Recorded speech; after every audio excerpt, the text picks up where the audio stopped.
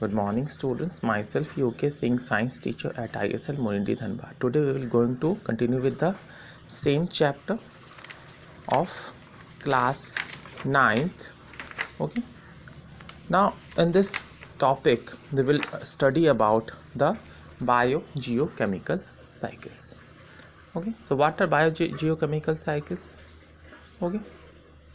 So when we the biogeochemical cycle is nothing but the circulation of essential elements of materials from abiotic factor to biotic factor and vice versa, right? Which includes carbon, hydrogen, oxygen, nitrogen, phosphorus, calcium, water and other important elements. Okay. So whenever this is known as biogeochemical cycle, now cycle means nothing has been lost, it just changes its phase. Okay, its form or phase, maybe from solid to liquid and liquid to gas and back to solid. Okay, so these are the different processes. Now first in the first topic we'll study about the water cycle or hydrological cycle. So we all know that water exists in three forms: solid, liquid and gas. So whenever heat is provided to it, or even normal temperature also, a certain amount of evaporation takes place and changes into gaseous form. When the temperature increases, the rate will increase. Now what happens? The water in the surface will get evaporated and goes to the atmosphere in the form of water vapor, which again condenses and ultimately comes down in the form of rain and water. So this cycle goes on. Okay. So this is the cycle through which water from liquid changes to liquid to gaseous form and then back to liquid form and sometimes solid form. Okay. So this is known as water cycle. One of such important factors of water cycle is infiltration. Now infiltration is due to percolation of water inside the earth surface. This leads to groundwater. Okay. So these are the important phases of water cycle. Now nitrogen cycle. We know that nitrogen is the most abundant gas in the atmosphere. Okay. Nitrogen is the most abundant gas, which is 78% in the atmosphere. However, nitrogen cannot be directly absorbed by the plant because of its gaseous nature. However, nitrogen is very important for the production of protein and nucleic acid. Okay, without nitrogen, protein and nucleic acid, which include DNA and RNA, cannot be synthesized. This forms the important component. So how these are been actually absorbed by the plant? Now there is a different phase. For example, the decomposers or the microorganism convert this gaseous nitrogen, maybe by independent bacteria and some bacterias, which convert the gaseous nitrogen to nitrates and nitrite, which is in solid form. Okay. And then which is in the solid form. Okay. So that plant can absorb them, or in association with other bacteria. So plant forms an association which is known as symbiotic association. You already studied the symbiotic association between the rhizobium bacteria and leguminous form for the purpose of absorption of nitrogen. So the plant fixes nitrogen in the decomposers or the bacteria fixes nitrogen in the soil either independently or in association with the plants, and then plant absorb this solid form, nitrate and nitrite, for the manufacture of protein and nucleic acid. Okay. Again, whenever the decomposition of the organic matter, like the droppings or the dead body remains in plants and animals occurs, then again this denitric bacteria convert them back into the gaseous form into the atmosphere. Okay. So what we have studied, that nitrogen is the present in gaseous form in the atmosphere, about 78%. It is converted either independently or in association with the plants by bacteria into solid form, which is absorbed by the plant. The plant converts it into protein and nucleic acid.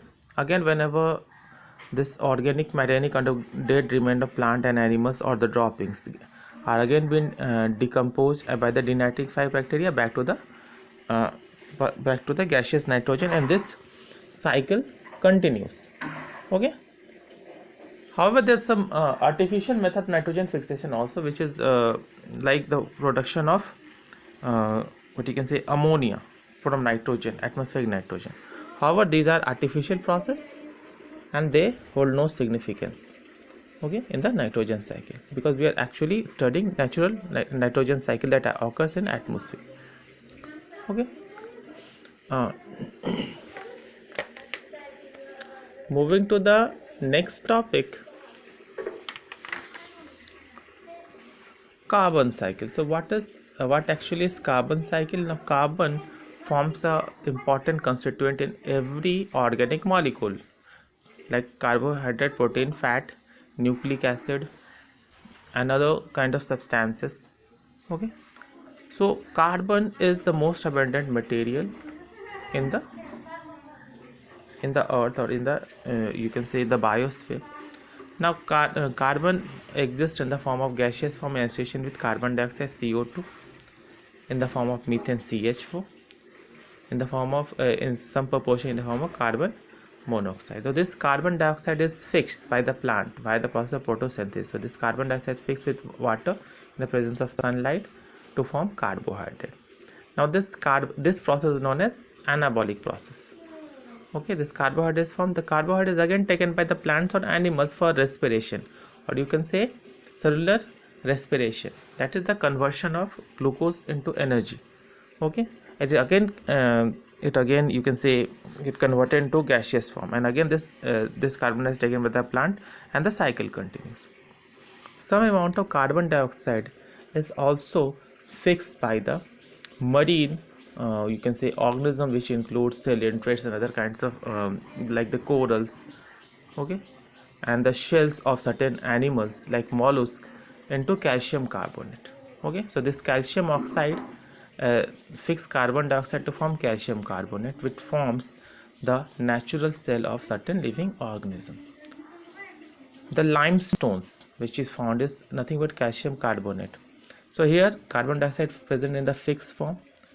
Okay, so whenever carbon dioxide in the fixed form, it is formed into calcium carbonate. Okay, so there's a certain fixed form of carbon also, and that is the solid form, gaseous form, gaseous form. Okay, so the carbon is again being changed into different form. Now by combustion also what happens, the carbon dioxide is by combustion also carbon dioxide is released. Whenever the combustion of fuel take place, any kind of fuel take place, carbon dioxide is produced, which again goes to the atmosphere. Okay, and then again some carbon dioxide present in the dissolved state in water. This get converted into calcium carbonate in limestone and other carbonate rocks. Weathering of carbonate rocks and treatment of their material gives carbon dioxide. When acid rain falls on this rock, this carbon dioxide releases.